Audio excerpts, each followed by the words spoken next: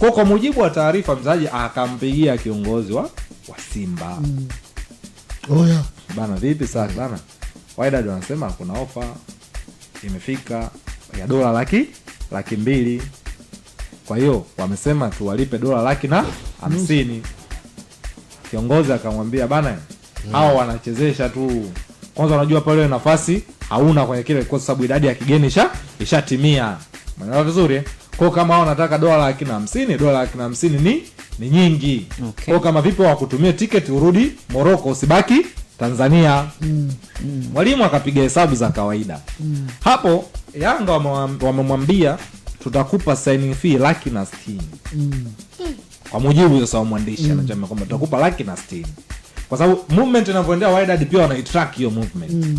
Tutakupa $160,000, tutakupa hela ya gari. Wala vizuri pamoja na mshahara. Wameongeza pia kwenye mshahara. Kwa tutakupa $160,000 ile kwanza kama ilivyo. Tutakupa na gari na mshahara utakuongeza. Huku Simba wakakubali kwa basi tutakupa $160,000 ile. Pia hatutaki 60 yako tuongezee. Lakini waambie $150,000 haiwezekani, $120,000 tuko tayari. Wydad wakasema hapana.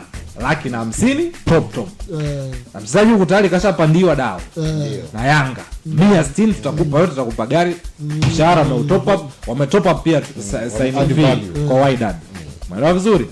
Wakamwambia tuna muda mpaka usiku saa 6 kukubali ofa yetu.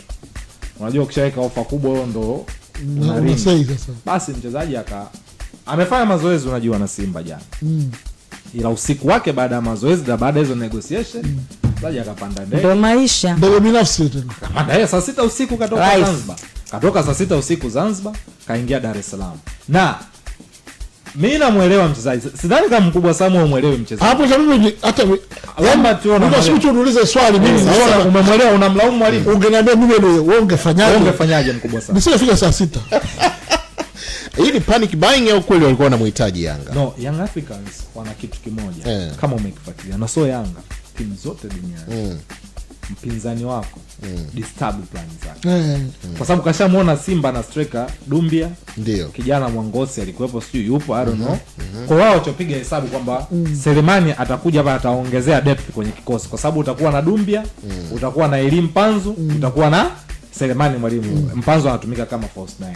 Wa disturb. Mchukue mwalimu. Kwa sababu sasa mtambulisha, wanakuletea msala kwenye timu yako, unatengeneza hali ya kutoaminika. Selemani sio kwamba ni striker hatari sana. Ila Yanga amechanga karata 2. Ya kwanza ka disturb, ya pili unaenda dabi, ya tatu unatakiwa ukatafute mchezaji mwingine wa kuja kufidia.